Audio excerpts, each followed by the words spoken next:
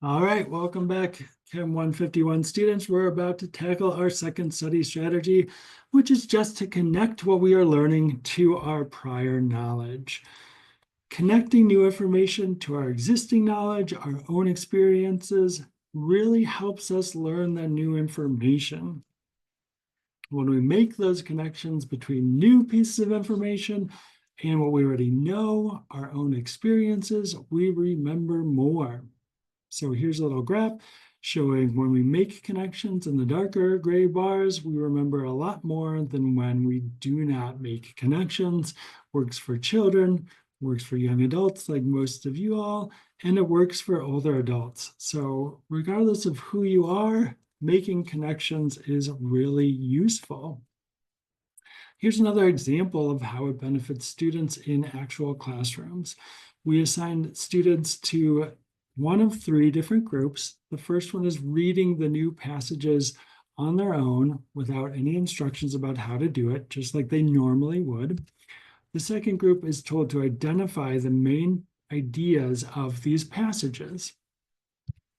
And finally, the third group is told to actively connect these ideas to your prior knowledge. Actively think back and create connections between the new information that you're getting and what you've learned before or your own experiences.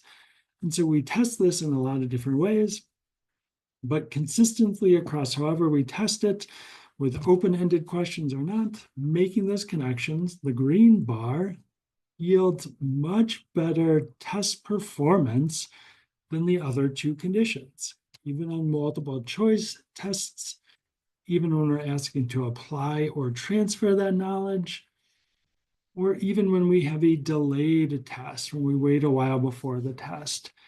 Across any type of test, making those connections to prior knowledge yields much better learning than reading in normal ways or identifying the main ideas of the passages.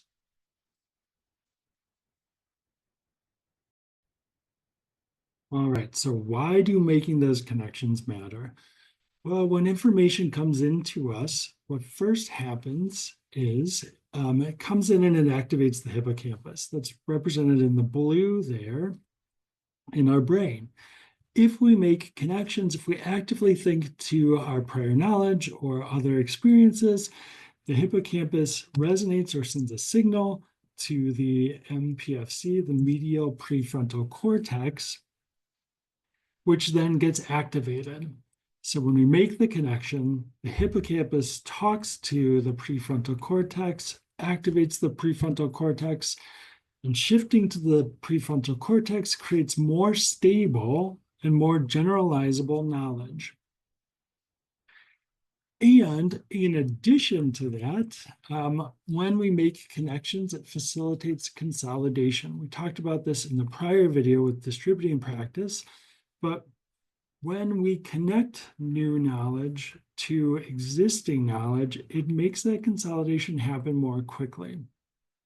So the consolidation, again, is a process in which new knowledge is transformed into long-term representations and becomes integrated into our existing knowledge structures. Making these connections facilitates memory for the incoming knowledge because it provides a structure into which the new information is integrated or tied to. So we have some brain scans that support this.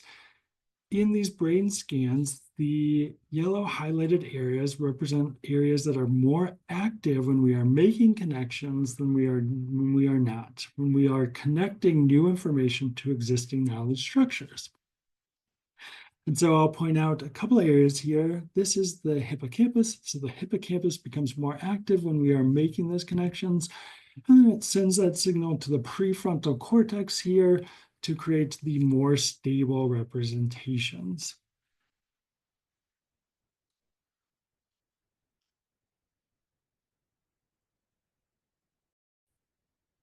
All right, so what does this mean for what we should actually be doing when we're studying or learning new information? How can we translate this to help us improve our grades? Lots of different ways here.